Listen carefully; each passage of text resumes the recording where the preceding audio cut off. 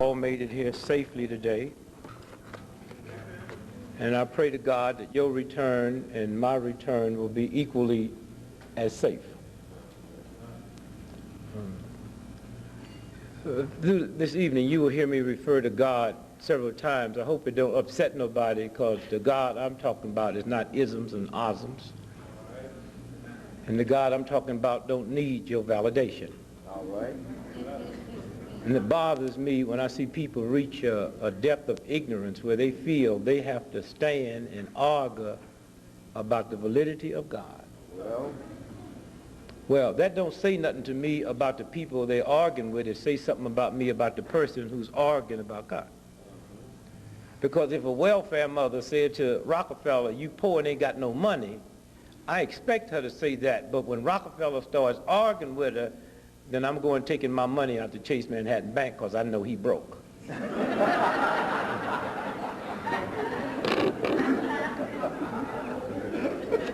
Let me say thanks to those of you who's responsible for today. I go all over the world and give speeches. Very seldom do I speak to this many African Americans, because what it costs to get me on a plane and come and speak to you, most African Americans can't afford it. So I give back to the community by standing in picket lines and going to jail for liberation. And so I say to you today that, I sit here, and a speech to me is just another speech. I deal with a moral force and a moral line, and I deal with truth, and truth don't have to be validated by your ignorance, and so I keep moving. But today is very special. I sit next to Sister Lumpkins here, and I volunteered. I asked her, let's get in touch, because I want to be part of this organization. Give me goodness.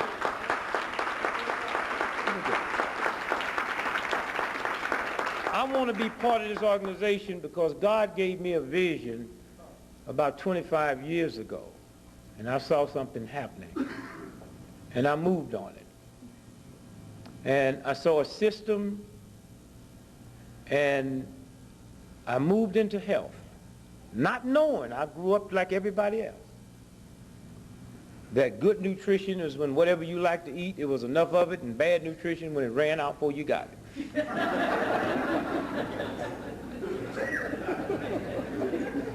And I went the whole route. I drank a fifth of scotch every day. I smoked 4 packs of cigarettes every day. I went up to 366 pounds. And one day as the evolution started, and it started from putting the right thing in the body. You better be careful about what you say you are, what you eat, because it means if you put animal in you, you are animal, and then why shouldn't you act like one? Well,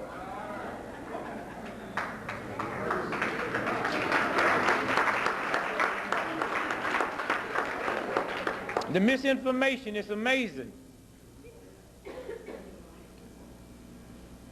And it bothers me to see so many people who really should be in tune to the order, but they're not. That don't know that if this brother get cancer, that's a gift from God. If this sister have sugar diabetes and this one have high blood pressure, that's a gift from God. But we have been so perverted and so out of the order of God, we think that there's something wrong with cancer. You see, if this sister told me tonight, she said, Brother Greg, at 2 o'clock this morning, this hotel is going to be blown up. I know her morality. She's never lied to me. So at 2 o'clock this morning, I'm upstairs watching C-SPAN. 3 o'clock this morning, hotel blow up. You all would read in the paper, Dick Gregory died in hotel explosion. God's paper would read, Dick Gregory died for ignoring her warning. That's what I died from. Cancer is God's warning. Nobody's ever died from cancer. That sounds stupid, but those of you that know me know I'm far too intelligent and godly and spiritual to make a statement like that if it wasn't true. So those of y'all that don't understand it, just hang with it. Trust me. Take my word for it. Nobody's ever died from sugar diabetes or high blood pressure. How did I get cancer? All right. How did I get sugar diabetes? High blood pressure? So the minute I get the warning, that's God saying, stop. And if you stop, I will heal you. If you ignore me, you did not die from cancer. That's my warning. You died from ignoring my warning.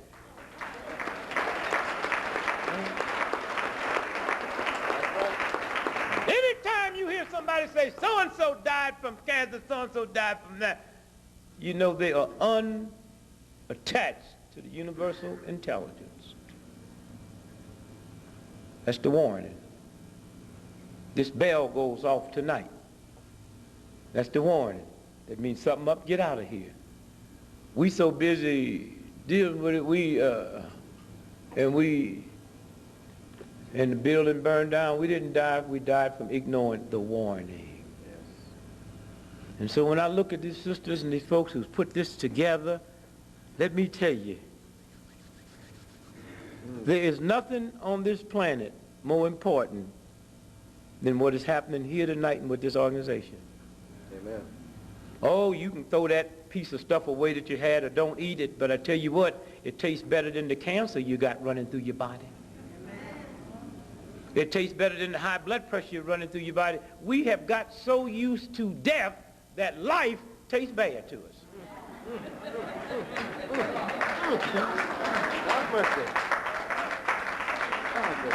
But I tell you what, if there's someone in here that come in here that's dying, I'm going to give you a little tip. I don't know what you paid for your ticket, but get in touch with her. Just call her tonight and say, can you tell me how to fix this? And do nothing but eat what you ate here for 30 days. And whatever you have will leave. What is this here that this man has so messed me up so bad, got me eating for taste instead of for nutrition? Girl, I went by there and ate that stuff sure didn't taste good. But I tell you what, you notice something tonight when you go home, that strange feeling y'all had running through your belly on your Thanksgiving meal. Hello. Y'all know what I'm talking about? I mean, can we really be honest tonight? Yeah. You know what I'm talking about when you got to belch and fart at the same time? Y'all know what I'm talking about, huh? You know what I'm talking about? You got to belch and fart, and you can't do neither. And I think sometimes God do that just to hear you call God's name. Oh, God. Oh, Jesus. Lord, oh, Jesus. Oh, God. Oh, God. I'll never eat it again. And the minute you go, you go fix another one of them sandwiches.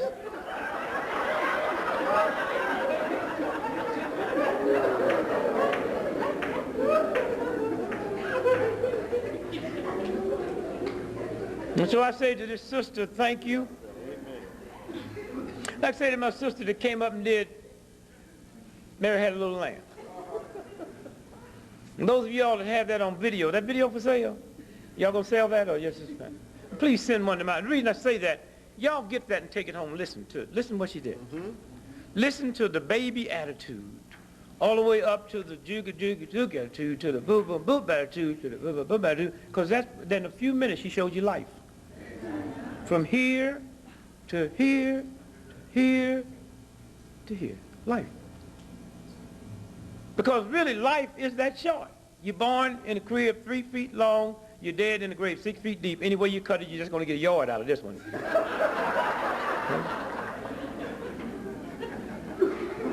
But my God, because of our ignorance, we have put so much misery in that yard.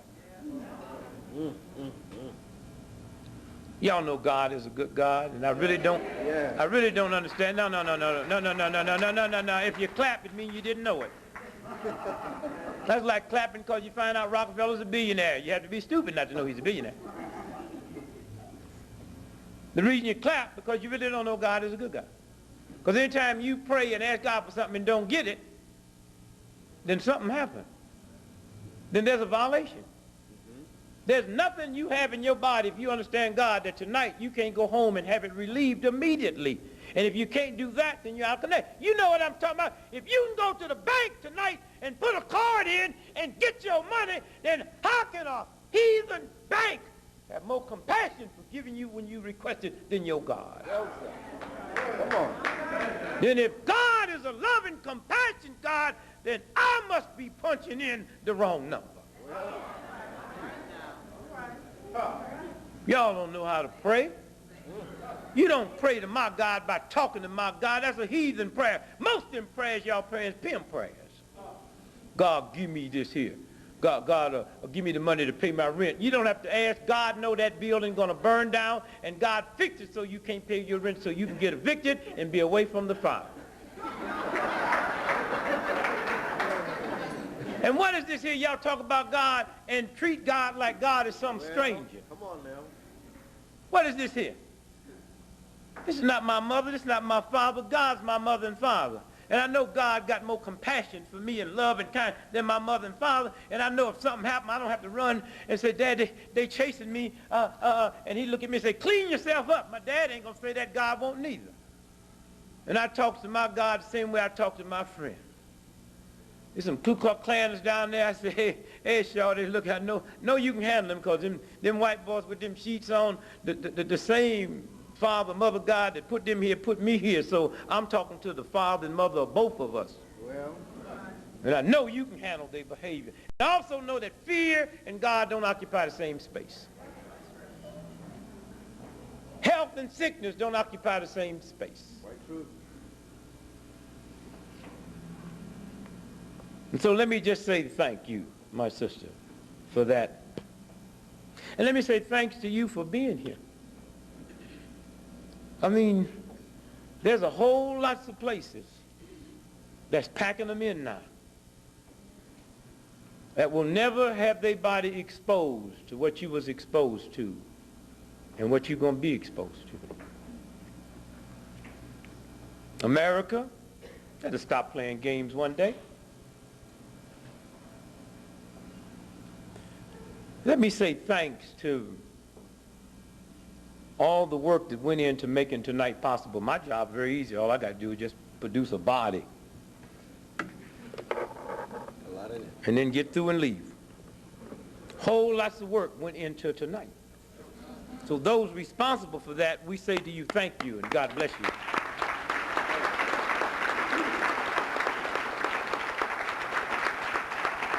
Secondly, let me say to those that's responsible for the physical part.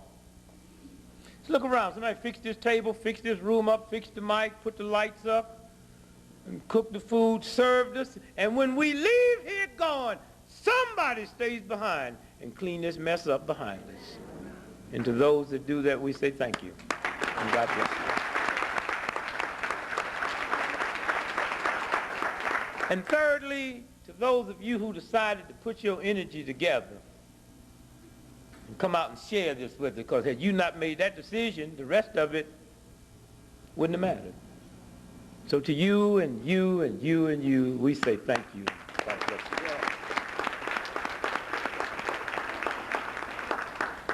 The contradictions.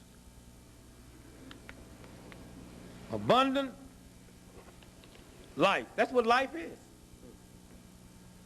And to even be hooked to that, associated with that.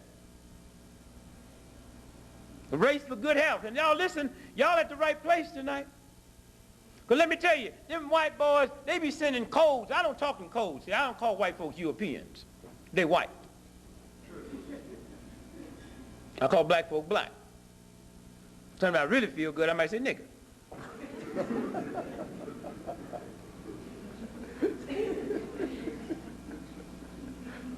Y'all better listen to what's coming out of D.C. Don't let Nuke bother you. Nuke ain't after you. Nuke after white folks. And if you understand the system, they fixing to roll on white folks, and white folks don't even know it. Hear me good now. God keeps sending you messages, and if you're in tune, you'll hear them. You hear them.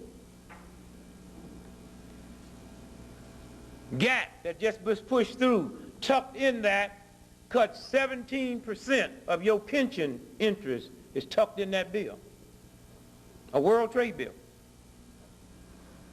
Those of you that owns war bonds, defense bonds, in gap, they got a cap on that now, that no longer do you have that protection. And it ain't no accident that after Gap went through, the richest, racist, meanest, nastiest county in the world, Orange County in California, went bankrupt. Now I know, brothers and sisters, a lot of y'all don't understand high finance, so y'all really don't understand that, and most white folks don't know. That was very significant. Very significant. Very significant. Because those bonds is your pension funds. And that's not the only one that's fixing to bust out. And I've been trying to tell white folks for a long time, the nigga y'all should be worried about is not me. And if you don't believe that, find some white folks that done invested in Orange County and see if they could be sitting here tonight. Orange County, nasty Orange County, wouldn't give black minorities, cripples the time of the day. So bad and roguish and mean, they said to the Rodney King cop group, bring them down here and try them in this atmosphere. We'll free them.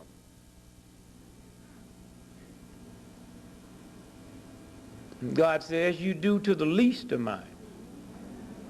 Y'all big, bad, when you think about wealthy counties, you think of Orange County, but not no more. Y'all worried about nuke? I thought Nixon taught you about that.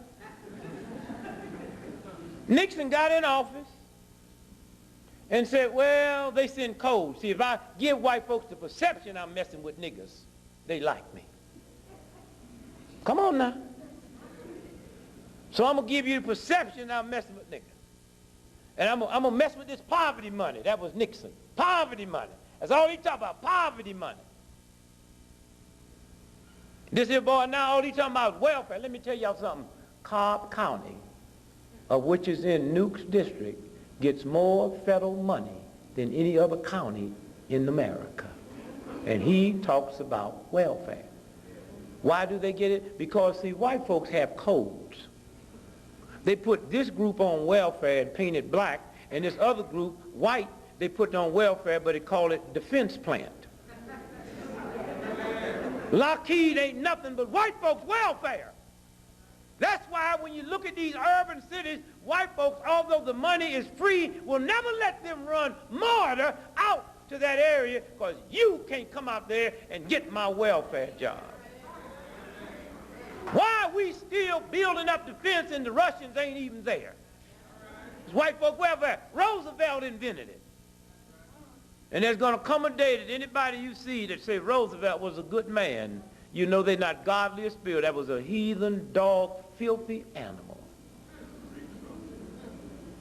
But what he did, he said, we need to use white folks for a minute, but we trained them that welfare is bad, so we got to slip it to them. So he created a thing called WPA.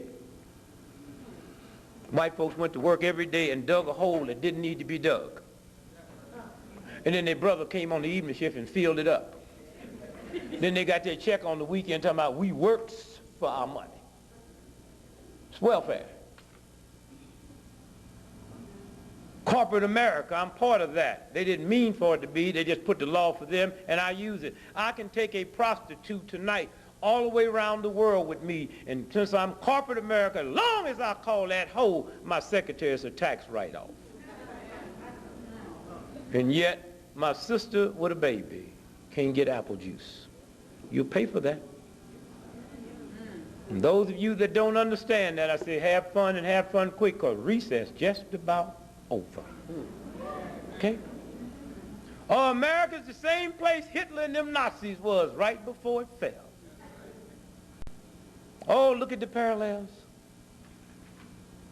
Hitler came to power the same way these folk came to power.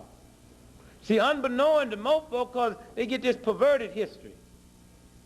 Hitler ran in 32 and lost by 6 million votes. And then while wasn't nobody looking, Hitler burnt the Reichstag down. The Reichstag was Congress, and blamed it on the communists. And while everything in the news was about the communists, like everything about OJ, to get everybody's attention off, while everybody stopped, by the time they finished doing the news about they lied that the communists did it, they had rigged the election and Hitler came to power. It just happened here. They had y'all looking at OJ. Y'all know OJ. You know that old white woman wasn't nothing but scumbag, slut, dog, tramp. OJ wasn't nothing but a washed up, has-been, ignorant, very brilliant football player. Nothing going for him. Why they play this thing up like somebody caught Queen Elizabeth in bed with her boy? And when it got through getting my attention, I looked around and the election's over. And if you're really out of God's graces enough to believe that you can have an election across this country and not one Republican incumbent lose, then maybe what you fixing to get you deserve. And after they got through tricking the election, they had to explain to the Americans what they did, because they know they didn't vote that way. And when they got through explaining to them, they said, you know, white men are mad. Well, I'm with white men all day long. They ain't no madder today than they ever been. Matter of fact, white men is more groovier now than they ever been in the history of America. So why y'all trying to tell me to happen because white men are mad? And white boy is sitting there taking credit for something because they ain't got nothing else going for them. And those of you in this room know that never before in a 30-year period have a nation had two groups of people, black and white, made as much progress in spite of 99% of both groups lying to one another. Those of us that's decent and work with the Spirit have cast something over this country that we still have made more progress in a 30-year period than anybody in the history of this planet. That's true. And if you walk through this country, you can feel it. And if you meet anybody that say we worse off now than we was 30, 40 years ago, tell them I say they're a lie and a fool.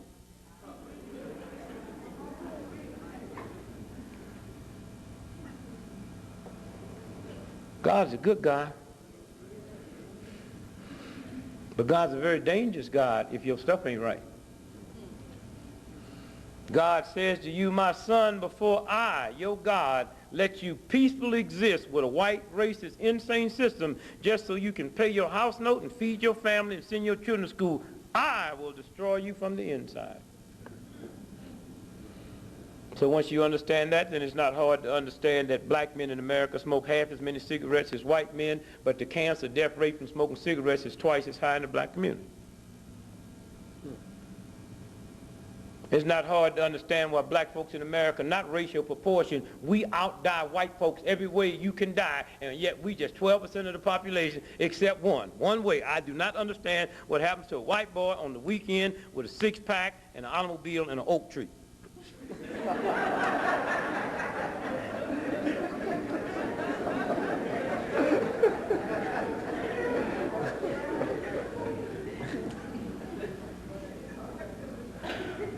God's a good God. So Dick Nixon got in and didn't get on those corporate welfare cheats. He started rattling with the poor. I'll cut the poverty money off and I'll cut the pie. Hear me good now so you can understand what God is really about. So he cut the poverty money off and it reached all the way down to a little town in South Carolina, right over the road from North Carolina. And a little bitty old puny, non-athletic looking Negro named Frank Wells lost his job when the most powerful man in the world cut off the poverty money. So Frank Wells didn't know what he was going to do. So his aunt, who lives in Washington, D.C., his mama's sister, heard he was depressed, so she called him and said, why don't you come on up here and live with us and just stay with us till you can get something. So he did. And then he got something. He got a job at Watergate. Come on now.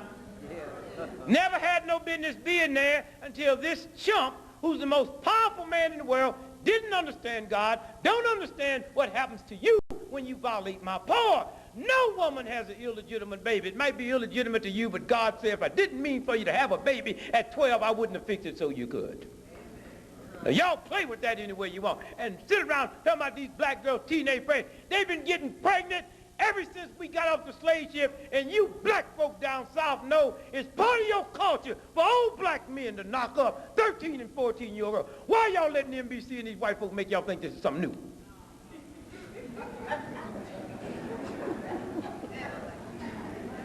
Or is it that it's different now that young black boys is knocking up young black girls? Not old black men.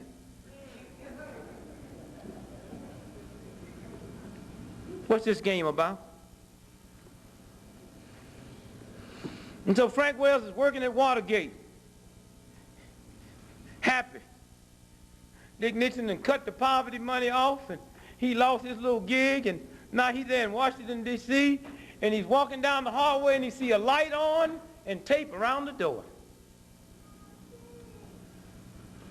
And Nixon died, a disgraced man, because he cut the poverty money off, and a little insignificant Negro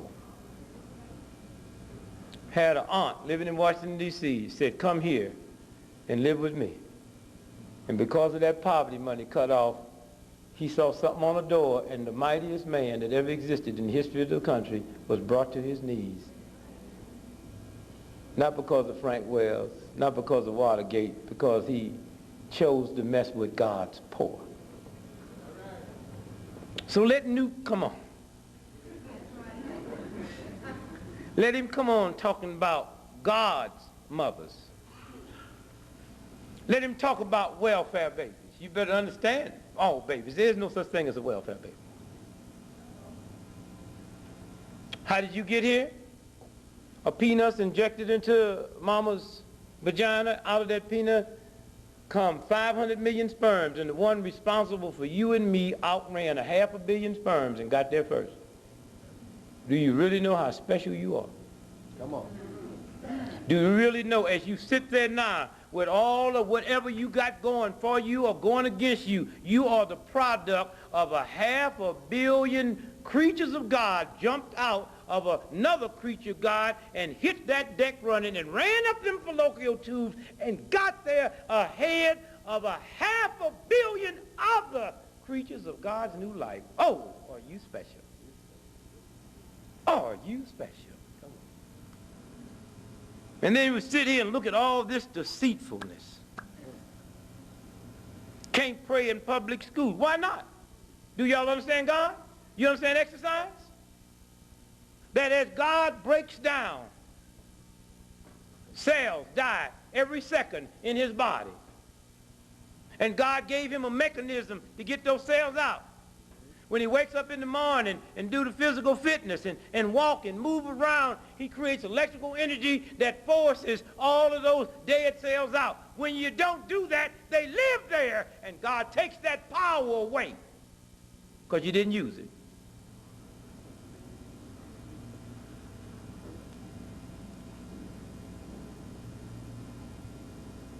I'm 62 years old, went to public high school, public grade school, public college, and there was no law that said we couldn't pray in school. And not once do I ever remember us praying in school.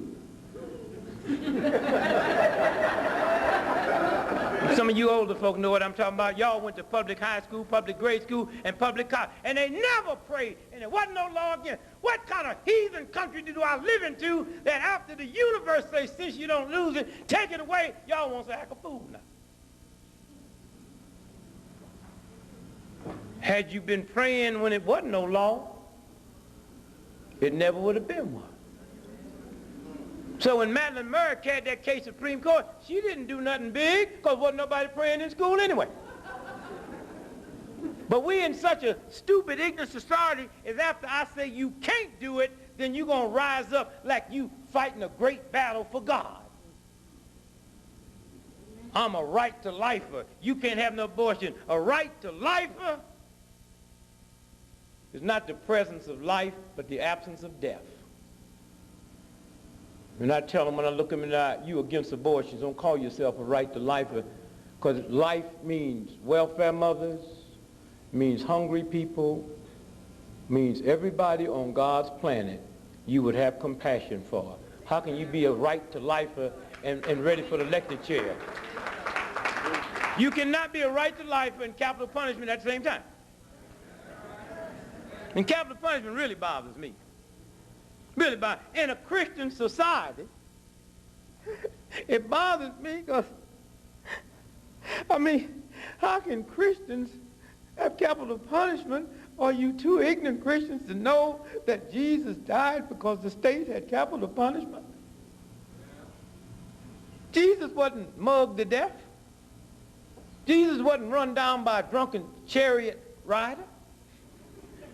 Jesus was killed by the state. Which means if Jesus Christ comes back to America today and bug the wrong people, they will give Jesus the electric chair. Then all y'all be walking around with big chairs around your neck.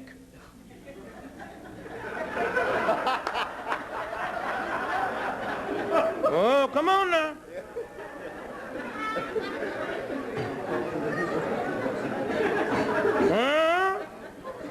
That's why the one time I don't go to church with y'all is on Easter. I cannot be around y'all singing that lie. Were you there when they crucified the Lord? That's a cheap song to sing 2,000 years later. You wasn't there then, and most of you wouldn't be there now.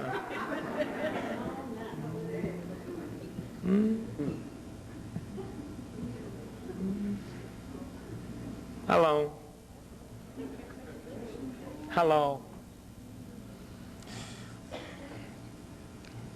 If you was principal of this high school that we're going to right here, give me a name. What's the name of this school? Okay, Booker T. Washington. Okay. All right, just one. Now, give me a mascot. What's the mascot? Bulldog. Booker T. Washington Bulldogs. Okay. You're the superintendent. All of you, all the teachers. It's a public school. Now, you know you can't pray in public school. Federal law, right? So we walk in on Monday morning, and there are the students back in the back kneeling down in a huddle. What you going to say to them? You can't pray. You can't pray in this school. And they'll yell back to you, we ain't praying, we shooting craps. I want a piece. Now, when you get through laughing, think about this. There is no federal law against shooting craps in a public school. I ain't got no problem with it. Somebody ain't said to me. You want to pray, go to church school. What about the atheist in public school? What about the Jew in public school? What about the Arab in public school? What prayer are you going to pray? And right now, the Supreme Court did not say you can't say a solemn prayer. So what God are you in tune in that you got to argue with somebody over the right to pray to your God? Come on. So anytime you stupid enough to believe that some group of people can take the right for you to pray to your God, you ain't got no God in the first place.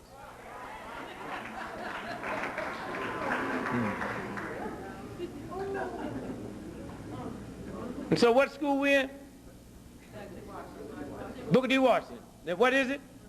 The Bulldogs. All right, now, watch this now. We're going to change the name.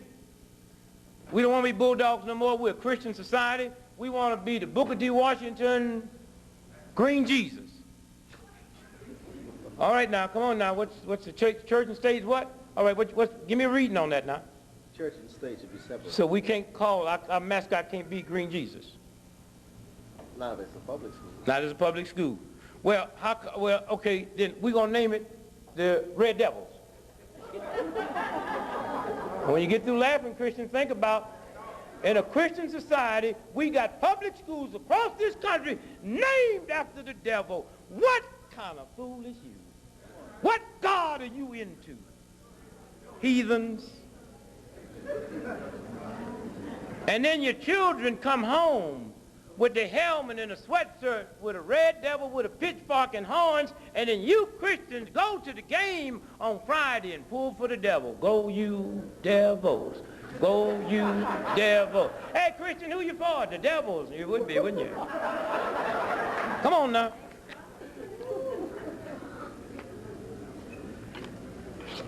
How long? And when you put your body in order, universe flows. It's that simple. A wino that's your mother or father would not want your ankle to hurt or be swollen. Why do you think God lets it happen? Then evidently you ain't in tune with that one. The sickness y'all brought in here tonight is the warning. And y'all need to listen to that Baptist song, One Day at a Time. The universal order gives you enough energy to survive for 24 hours. That's all. One day at a time. I never forget when I first got married, saw my wife was upset one day. I said, dear, what's wrong? I said, we owe all these bills. I said, but baby, today is Sunday. If we had the money, we can't pay them.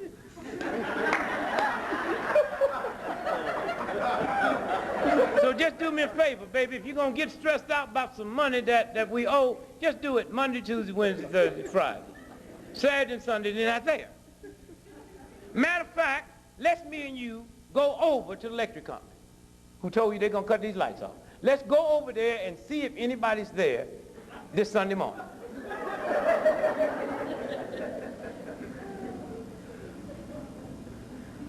Then one day I called home, my wife panicked. Said, oh, Greg, it's awful. I said, what happened? This $800,000 bill came here. I got upset. I hung up the phone. She called me back. Why'd you hang up on me? I said, honey, I never talked nasty to you, never hit you in my life. But I'm going to get on a plane. I'm going to come and bust you dead upside your head. She said, Greg, I never heard you talk like that. Well, woman, I didn't know you did to me what you did to me. She said, what do you mean? I said, you just told me that somebody owed me $800,000. She said, no, I didn't. I told you that we owe, and before I could tell you American Express, you'd hung up. Why'd you hang up? I said, well, I heard this trouble in your voice. I can't believe you got nerve enough to be upset because I owe some white folks $800 million. She said, but it ain't in the bank. I knew that when I spent it. I can't believe they didn't know it. White folk know everything. How'd I do it? I went in Uncle Tommen. I was scratching where it didn't itch and saying yassa and not talking like I had any sense at all and made that white boy think I was going to get some bad stuff they were selling, and he okayed it, and before it was sensitive, I went and got me a brand new Rolls Royce. A couple of other things. Now the bill done come due. My old lady upset. I said, baby, cool down, because I ain't never going to pay him. Say you'll have bad credit for the rest of your life. So what? So what? The niggas walk around and go, yeah, girl, it's been rough, but my credit's intact. You done had 3 bypass, 2 strokes, but your credit intact.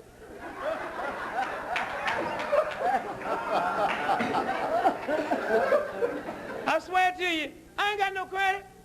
Pocket full of money. But you're healthy. Healthy as I can be. Who care about credit? This filthy system gonna validate my integrity over a bill.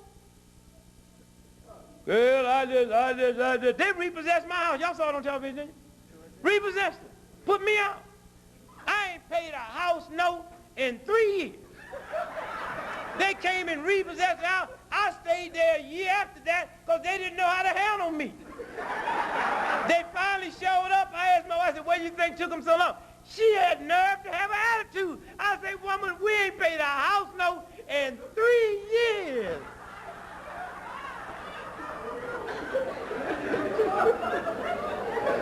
It's a new day. Y'all better understand these children. I'm so glad my son, one of my children, sitting here, Christian, stand up. Beautiful. Beautiful. We a little worried about the boy at first. That boy flunked failure.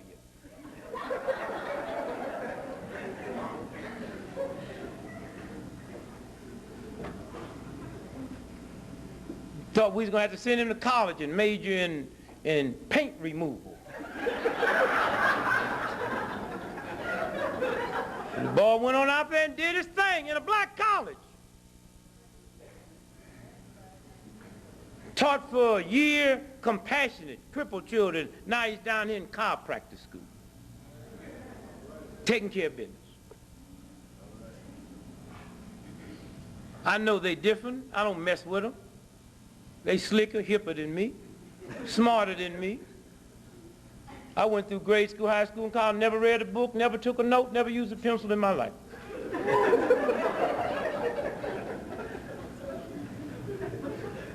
How old are you, son? Have I ever looked at your report card in my life? Never in my life. I told him school ain't nothing but a trick. The day you was born, all the wisdom and knowledge that God meant for you to have is locked into here. The rest of this is a manipulated game. And y'all go to school only as a form of entertainment. But don't let that stuff get back in the back of your head and push God out. That's right. Let your brothers and sisters watch you and the baby ones watching. Each one of y'all got smarter watching the other one because we stayed out the way. And the little baby, the baby boy graduates this year, got so bright they came and told us you got to put him in a different school or he'll damage his brain. The only grade schooler in the history of Massachusetts, when Massachusetts had good school, that won the high school state science award. And was on his way to go to the national, but he had a choice between a soccer game or going to the national. I said, I do soccer as you, son. You say, why? I said, it's my ghetto backup. See, when I was in the ghetto, if you was smart and made all A's, we said you was a sissy. And if you was kind of rough and that, we said you was a man. Now, I ain't talking about gay, you know, Nuke and them. See, they be messing up. See, Nuke's daughter is a lesbian. That's why he got hang-ups. Sam Nunn's son is a gay. That's why he got hang-ups with gays in the military. These fathers take it personal. Pat Buchanan, when he trashed gays and lesbians at the Republican convention, his daughter held a press conference the next day in San Francisco and said, my father wouldn't have done that had he known I was a lesbian. So y'all better be careful about how y'all get to trashing folks out here because God might have one in your closet.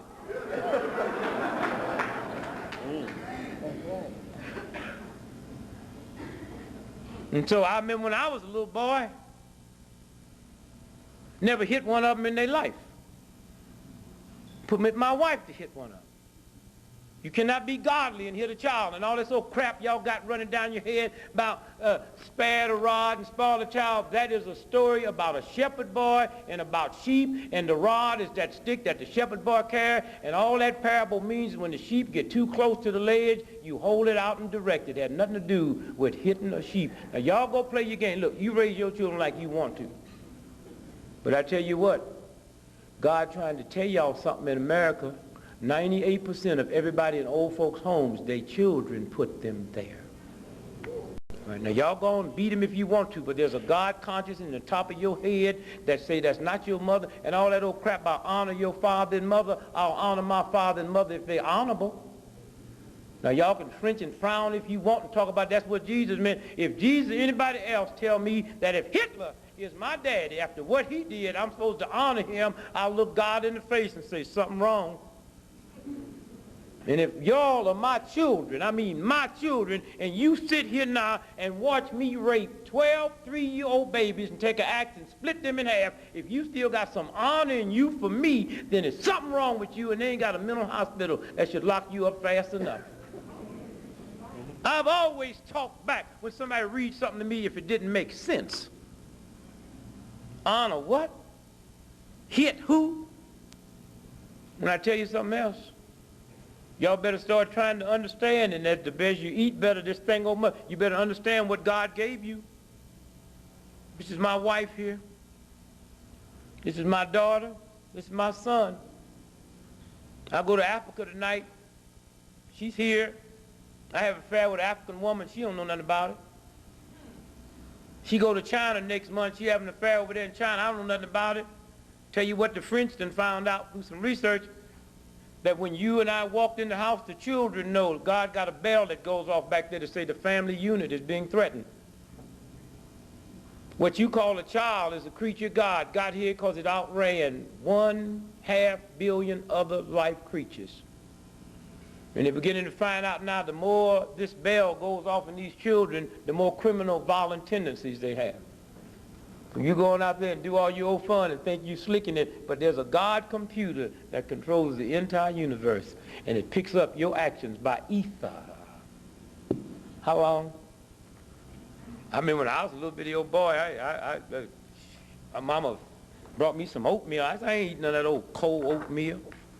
She said, boy, you better shut up and eat that oatmeal. I know 10 million Chinese would love to have that bowl of oatmeal. So I was so ignorant, I ate it so the Chinese couldn't get it.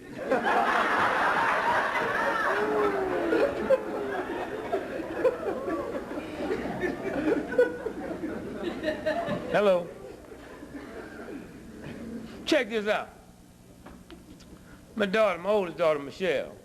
Mother Chair, I saw her. I spoke to Columbia last week. She was there. You know, she a little strange, you know. I keep telling your mama, if the girl didn't have 2 doctor's degrees, she'd have been in the mental hospital long ago. Might be something wrong with us, but I just ain't used to people talking to themselves. You know what I mean?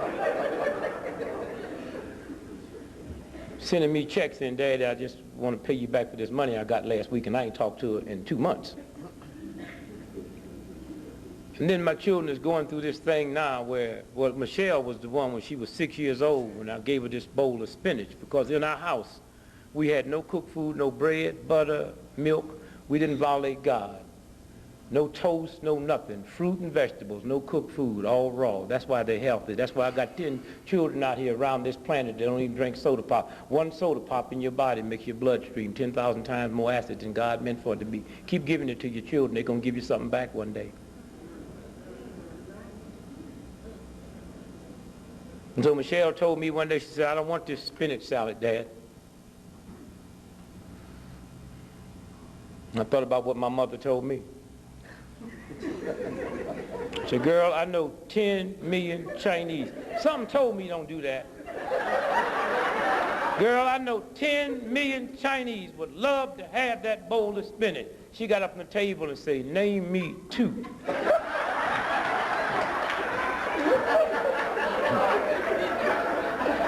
You know, you ain't never lived and have fun with children until you don't hit them, and they don't have to be scared to say what's in their mind to you without worrying about getting hit. And some brilliant things come out their mouth. One day, me and their mama was on our way out up to Boston, and one of my little children came on the porch and said, Dad, where you going? I said, we're going to Boston. I said, let me go with you. I said, where we going? Children can't go. They said, any place a child can't go can't be good for adults. And the problem is, I listen to my children. And I said to my wife, let's go back in the house, because the girl just said something very profound. And if we continue to go past what she just said, then we do her a disservice. And I'm going to say this again. Any place that's safe for adults only, any place that a child can't go, God wouldn't go. And any place God will go, a child will go. And so we went back in the house, very upset, because I wanted to go. But I would never violate that child, because what that child said was God's wisdom. Any place that a child can't go, got to be something wrong with it there.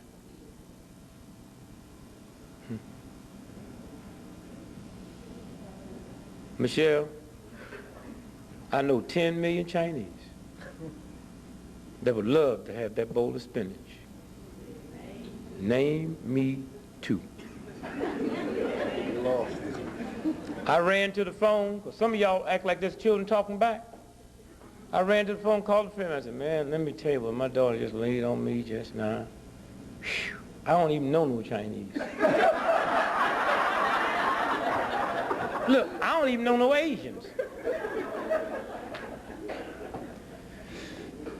When I was a little boy, some of you older folks right remember this, you youngsters don't. Sometimes we get mad, our parents run away from home. Now y'all help me with this. You get a stick and a bandana. Y'all know about that? Yeah. And you take everything, come on, say, help me now, and tie your stuff on it, put it around a stick, throw it over your shoulder and leave. Gone.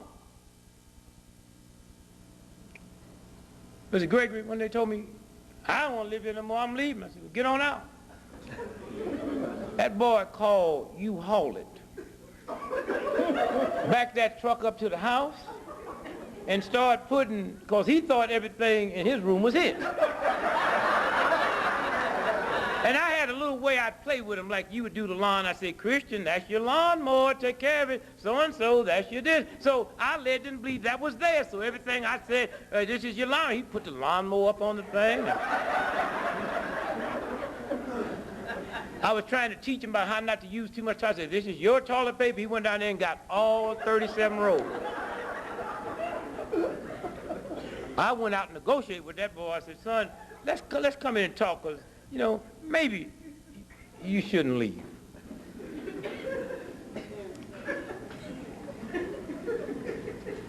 Somewhere.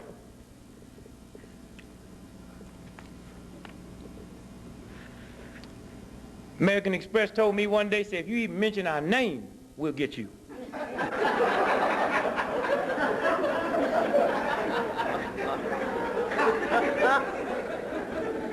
You ever go to one of them bank machines and put your credit card in and get some money out?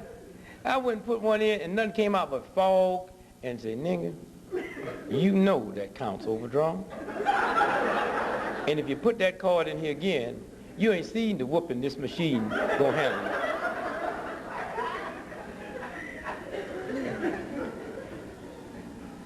You made a difference. Take your place on fire? Well, you see, the thing about a fire, see, I feel safe when I'm in a building like this with little children. Because little children don't act like y'all. Y'all done paid your money, you come out for the night, got dressed up, so you sit here and say, honey, I smell something like smoke. Now let's be honest, what have you ever in your life smelled like smoke that wasn't smoke?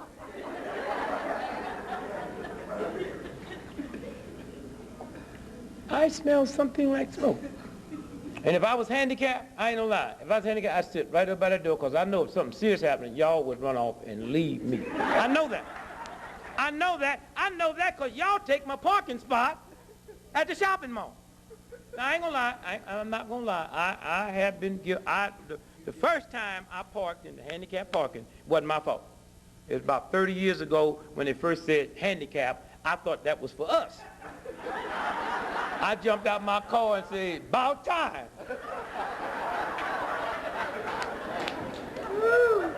Look here. About 2 years ago, I'm out at the shop. You ever go to one of these shopping malls? They got spots for 10, 20,000 cars. You remember one big one? And every slot is taken, but them 12 right at the front door for the handicap. And you've been coming out there every day for a month, and ain't never been nobody there. But that's theirs. Well, naturally, I'm not going to mess with the handicap parking. But see, I believe you should drink, how many glasses of water every day? 8. Now, I preach that. 8 glasses of water every day. I drink 8 glasses of water every day. So I'm out there looking for a parking space, and that you ever had that pee when it just hits you? I mean, sometimes it say you got to go, but sometimes it say I'm coming, I'm rolling on you. So I said, see, I talked to somebody. I said, P, this is my brand new car. Don't pee in my ride. You know what I'm saying? And look, your body listen to you. That's why I'm telling you, if you're serious, you can go home and talk to your body with love, and sugar diabetes will leave. That's the only reason it's there now, because it's been void. The only reason it's there now, you running around chasing somebody who you say, I love you. That ain't love. That's a game. That's some old manipulated something that we have. Oh, come on. And so I